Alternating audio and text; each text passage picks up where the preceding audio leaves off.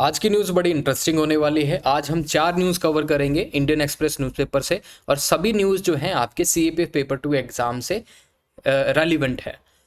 उससे बाहर कुछ भी नहीं पढ़ाया जाएगा। जो आपके सीएपीएफ एग्ज़ाम में पूछा जाता है, एक्सपेक्टेड है और प्रीवियस ईयर क्वेश्चन जो आपके सीएपीएफ एग्ज़ाम में जो आते हैं उनसे लिंक करके ही आपको सारी न्यूज़ आपके सामने रखी जाती हैं। पढ़ाने को बहुत सारी चीज़ें पढ़ाई जा सकती हैं, लेकिन सिर्फ सीएपीएफ की नीड के हिसाब से, सीएपीएफ एग्जाम की नीड के हिसाब से आपको चीज़ें पढ़ाई जा रही हैं।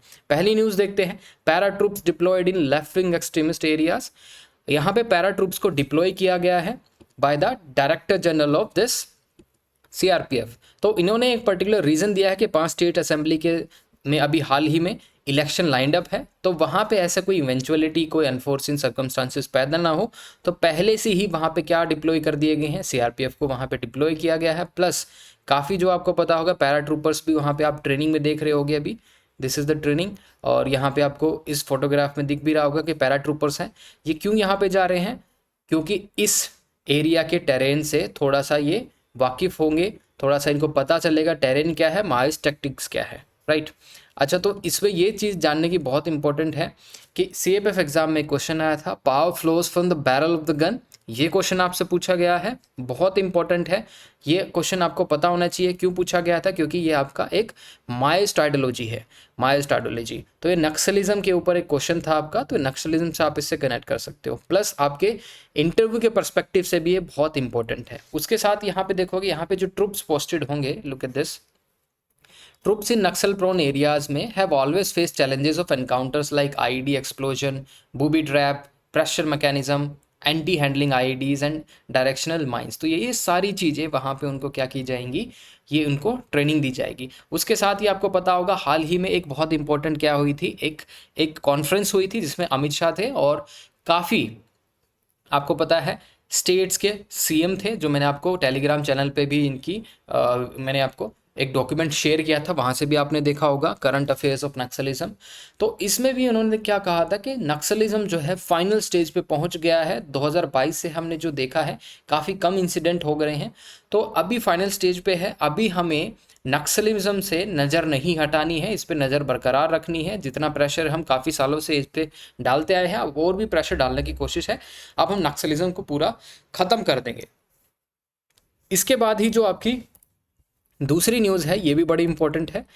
India to outpace Japan to become second largest economy by 2030। Question ये नहीं है इंडिया 2030 पे, ठीक है, जापान को क्या कर लेगा, जापान को no doubt about it, Japan को आउटपेस करके, जापान को पीछे छोड़ के इंडिया जो है सेकेंड लार्जेस्ट इकोनॉमी बन जाएगा 2030 तक। ठीक है, बहुत अच्छी बात है, इंडिया ये सारे काम कर लेगा। India to leave Japan behind as third largest economy by 2030। ये एक बहुत इंपॉर्टेंट रिपोर्ट है S&P ग्लोबल। तो ये आपको पता होना चाहिए। कुछ एक आंकड़े इन्होंने दिए हैं, सारे आंकड़े आप पता होना चाहिए कि इंडिया की जो एक्सपेक्टेड ग्रोथ है जीडीपी की, वो 6.2% एंड 6.3% रहने वाली है मार्च 2024 तक। बहुत अच्छी ग्रोथ है। और इंडिया भी आप देखोगे अप्रैल जून क्वार्टर में 7.8% से बढ़ रहा था। अच्छा, तो क्वेश्चन क्या बन सकता है, मैं आपको क्वेश्चन दिखाता हूँ। कुछ एक चीज़ें आपको पता होनी चाहिए। ये है सीएपीएफ पेपर 2 का ऑफिशियल सिलेबस। इसमें से कोई भी ऐसा वर्ड नहीं है जो सिलेबस से बाहर हो और जो सिलेबस से एक्स्ट्रा लिया गया हो। ये यूपीएससी जो है यही सिलेबस देती है, बस मैंने इसको थोड़ा सा प्रेजेंटेबल फॉर्म में आपके सामने रखा है, कलरफुल इसमें कोडेड ये सारी चीज़ें आपको दिखाई है मैंने। तो इसमें आप जब देखोगे, ये सिलेबस आपको रटा होना चाहिए, तभी आप न्यूज़पेपर पढ़ सकते हो। ठीक है, जब तक आप इस सिलेबस को अच्छे से बाय हार्ट लर्न नहीं कर पाते, तब तक मुझे लगता है कि आप बहुत अच्छे से इसको फॉलो नहीं कर पाओगे। अच्छा, ये जो क्वेश्चन आता है आपका, ये क्वेश्चन है, ये आपके काम की चीज़ है। जैसे from economic growth to wellbeing a paradigm shift, ये जो क्वेश्चन है आपके एग्जाम के लिए इंपॉर्टेंट है और ये 2018 में सीएपीएफ में पूछा गया था। अब ये न्यूज़ इससे कैसे रिलेट करोगे? कहने का मतलब है इंडिया 2030 तक सेकेंड लार्जेस्ट इकोनॉमी तो बन जाएगी। इंडिया के अंदर आप देखोगे जीडीपी बढ़ सकती है, ठीक है, उस टाइम पे ग्रोथ अलग होगी। तो जीडीपी के मामले में, टोटल जीडीपी के मामले में इंडिया सेकंड लार्जेस्ट इकोनॉमी बन जाएगा और जीडीपी ग्रोथ भी शायद उस टाइम पे बहुत अच्छी होगी। लेकिन फिर फ़ायदा क्या? क्या इंडिया के अंदर इकोनॉमिक ग्रोथ होगी? आप देखोगे, वेलबींग आएगा, ह्यूमन डेवलपमेंट अच्छा होगा, लोगों को एक्सेसिबिलिटी होगी जो कि इनकी बेसिक नीड्स हैं। बेसिक नीड्स मतलब एक्सेस टू हाउसिंग, वाटर और एनर्जी, क्या ये सारी चीज़ें मुहैया होंगी उनको? अभी इंडिया के अंदर आप बेरोजगारी की दर देखोगे, इंडिया के अंदर आप पॉवर्टी लेवल देखोगे, सारी चीज़ें हैं इंडिया के अंदर। इंडिया के अंदर आउट ऑफ पॉकेट एक्सपेंडिचर बहुत ज़्यादा है। तो ये चीज़ें आपको उसमें कनेक्ट करनी है। यहाँ से यूपीएससी क्वेश्चन पूछता है। दिस इज जस्ट न्यूज़, ये न्यूज़ है।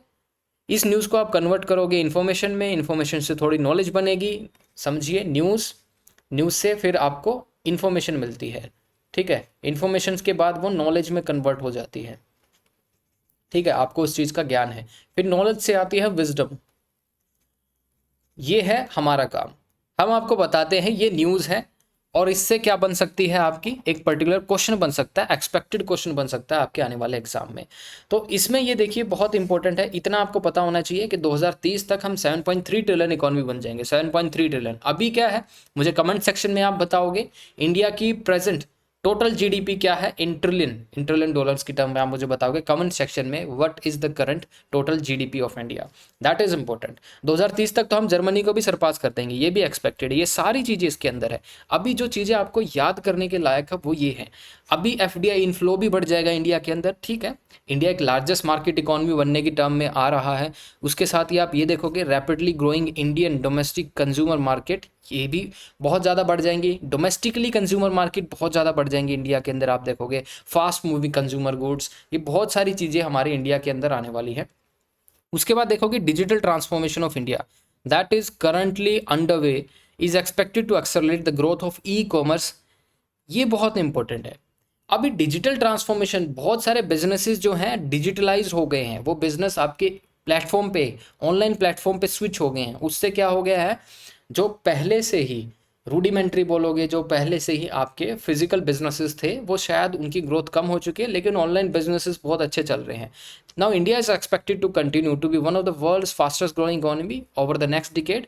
ये भी बहुत इंपॉर्टेंट है। इसके साथ आप देखोगे कौन से सेक्टर जो ऐसे हैं वो बहुत अच्छा करने वाले हैं। Electronics and chemical, insurance, asset management, health care और इंफॉर्मेशन टेक्नोलॉजी। और आपको पता है इंडिया की जो इकॉनमी है वो नॉलेज बेस्ड इकॉनमी की तरफ मूव कर रहा है India. What is knowledge based economy? Knowledge based economy मतलब आप किसी चीज़ की नॉलेज रखते हो, आप किसी थर्ड पर्सन को ट्रांसफर कर रहे हो और ये सर्विसेज के अंडर आएगा, राइट।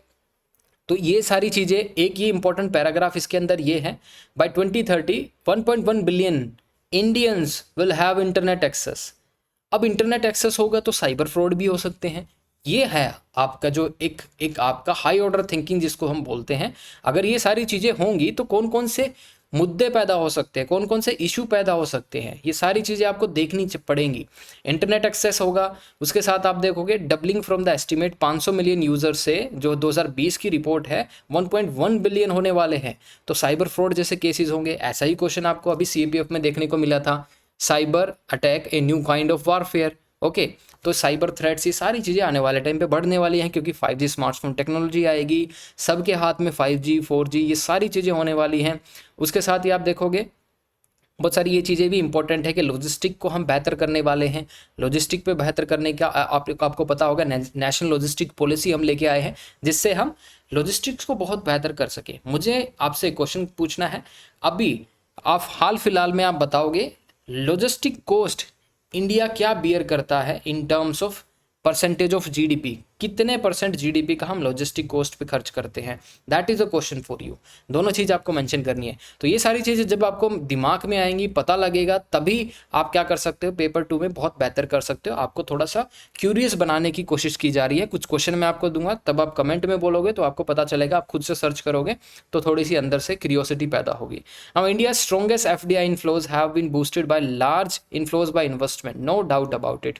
इंडिया के अंदर इन्वेस्टमेंट की इतनी ज़्यादा अपॉर्चुनिटीज़ हैं। जैसे आपको पता होगा बहुत ज़्यादा फॉरेक्स है इंडिया के अंदर, एफडीआई बहुत अच्छा आता है, एफआईआई बहुत अच्छा आता है, फॉरेन इंस्टीट्यूशनल इन्वेस्टमेंट जब आप देखोगे ये भी हमारे यहाँ पे बहुत बेहतरीन है। FDI, FII, right. तो ये ही था आपके इस पर्टिकुलर न्यूज़ के अंदर। जैसे मैंने आपको कनेक्ट करके बताया, इंडिया 2030 तक सेकंड लार्जेस्ट इकोनॉमी बनेगा। तो वहाँ पे आने वाले टाइम पे हमारे सामने क्या मुश्किलें होंगी, क्या अपॉर्चुनिटीज़ होंगी। जैसे एक क्वेश्चन और पूछा था, मैं इससे आपको कनेक्ट कर सकता हूँ। जैसे digital cashless transaction scope and future prospects in India, बहुत बेहतरीन क्वेश्चन है। Topic number 7, cashless transaction scope and future prospects in India. 2017 में ये क्वेश्चन पूछा था, उस टाइम आपको पता है डीमोनेटाइजेशन भी हुआ था, उससे साल भर पहले जब डीमोनेटाइजेशन हुआ था, फिर कैशलेस ट्रांजैक्शन पे बहुत ज़्यादा फोकस किया गया था। फिर यूपीएससी ने उस पर पूछा कि कैशलेस ट्रांजैक्शन का स्कोप क्या होगा, फ्यूचर प्रोस्पेक्ट क्या होगा। अब 2023 में हम हैं, 2023 में आपको पता है काफ़ी करेंसी भी आप देखोगे, डिजिटल करेंसी भी लॉन्च की गई है, central bank of digital currency, ये भी आपको पता होगा। तो ये सारी चीज़ें जो हैं ये क्या करती हैं, कहीं ना कहीं पे कल्मिनेट होकर एक न्यूज़ आपके लिए पैदा करती हैं, तो आपको ये समझना पड़ेगा। चलो नेक्स्ट न्यूज़ देखते हैं, ये भी बहुत इंपॉर्टेंट है। चीफ जस्टिस ऑफ इंडिया इन्होंने बोला है correcting historical wrongs goal of any constitutional system. ये हमारा क्या रहना चाहिए, एक गोल रहना चाहिए किसी भी कॉन्स्टिट्यूशनल सिस्टम का।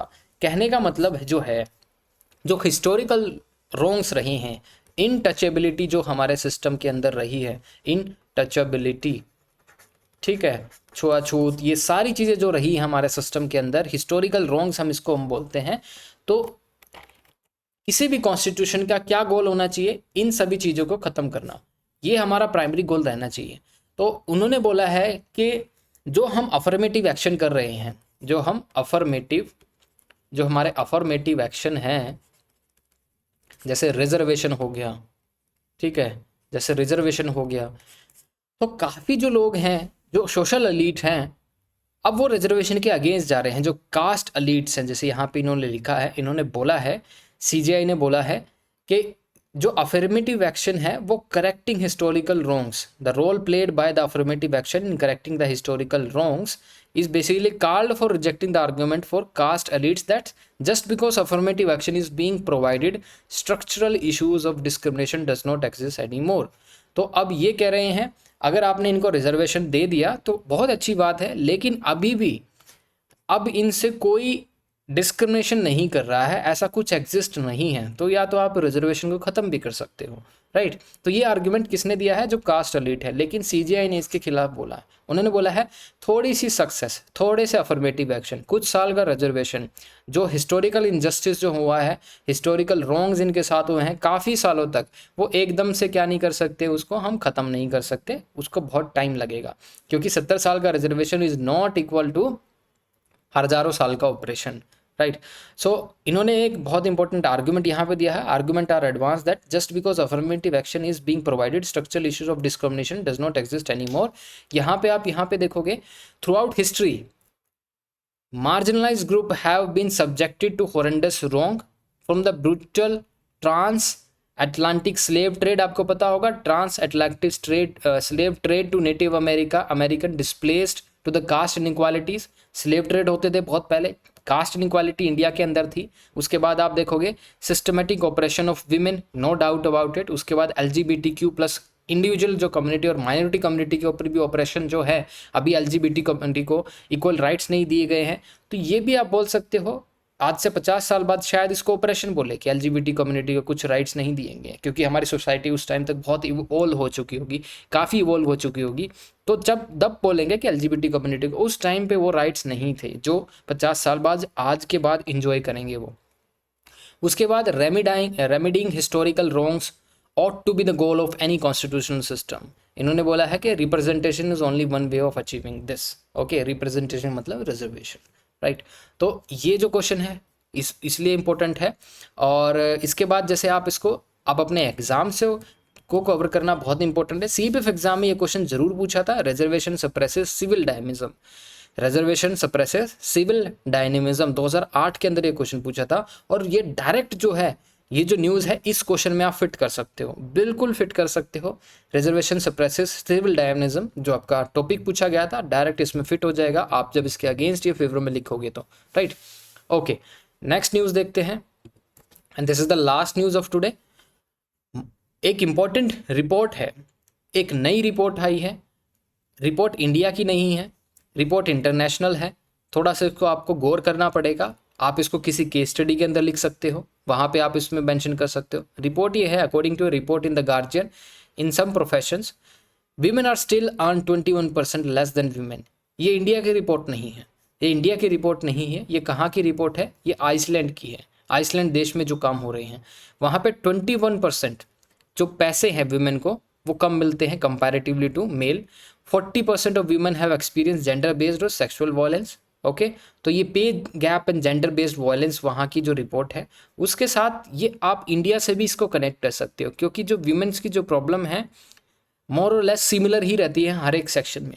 यहाँ पे आप देखिए women are saying no to all kind of work, क्योंकि उन्होंने वीमेन ने आइसलैंड के अंदर एक स्ट्राइक की है, एक दिन की 24 आवर्स की वहाँ पे एक स्ट्राइक की है, जो कि बहुत इंपॉर्टेंट है। उसमें उन्होंने क्या किया है, क्योंकि वीमेन आपको पता है कैसे सेक्टर्स में होती है, पिंक कॉलर जॉब्स के अंदर, जहाँ पे सॉफ्ट स्किल्स बहुत अच्छी चाहिए होती हैं।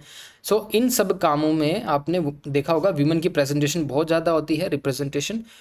और उसके बाद ही विमेन वहाँ पे 24 घंटे के लिए काम करने नहीं गई। वहाँ पे आप देखोगे पेड अनपेड जिस तरह का भी काम था, हाउस होल्ड में अगर वो काम कर रही है वहाँ पे भी उन्होंने आप काम नहीं किया। तो ये सारी चीज़ें क्या दिखाती हैं, ये स्ट्राइक दिखाती हैं, ये दिखाती हैं कि विमेंस कितनी इंपॉर्टेंट है, वो जो रोल प्ले करती है सोसाइटी के अंदर, that is also important. Now ये जो लास्ट रिपोर्ट है ये आप रिमेंबर कीजिए, ये आपको याद करना ज़रूरी है। द प्रॉब्लम ऑफ जेंडर पे gap persists despite a 2018 law that requires companies and government agencies to prove they are paying men and women equally, right? उसके साथ ही अगर विमेन कोई माइग्रेंट है, आप इंडिया का एग्जांपल देख लीजिए, अगर कोई माइग्रेशन होता है किसी विमेन का एक स्टेट से दूसरे स्टेट में किसी टर्म्स में, अगर वो काम करने के लिए जाती हैं तो उनकी सिचुएशन और भी बेहतरीन नहीं होती और भी ख़राब होती है, ठीक है। Now this is all. और इस वाली न्यूज़ को आप कहीं पे भी कनेक्ट कर सकते हो। Crime against women is an expression of male domination. तो मेल डोमिनेशन के क्या क्या फैक्टर्स हैं, मेल डोमिनेशन क्यों है, क्राइम अगेंस्ट वुमेन क्यों है, तो ये सारी चीज़ें आप छोटी छोटी न्यूज़ को उससे कनेक्ट कर सकते हो। So this is all. 25 अक्टूबर की जो सभी न्यूज़ थी वो कवर हो चुकी हैं। कोई भी चीज़ समझ में ना आई हो तो आप मुझसे पूछ सकते हैं कॉमेंट सेक्शन के अंदर। Thank you guys.